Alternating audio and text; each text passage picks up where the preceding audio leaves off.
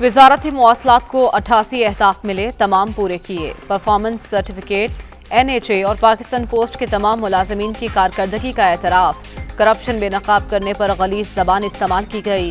FIA को शिकायत कानूनी हक। कार्रवाई कैसे हुई, ये सवाल मुतल्लिका इदारे से पूछा जाए। मुराद सईद की प्रेस कॉन्फ्रेंस।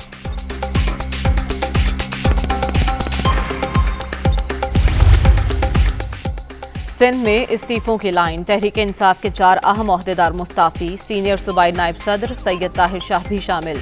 हलीम आदिल शेख, अली जुनेजो और अकबर अली भी ओहदा छोड़ चुके हैं।